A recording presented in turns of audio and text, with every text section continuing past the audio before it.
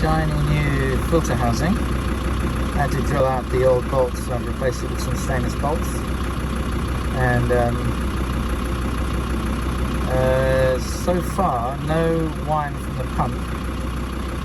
And yeah, you can see, I should have checked exactly what time it started, but it's probably been running about 10 minutes now.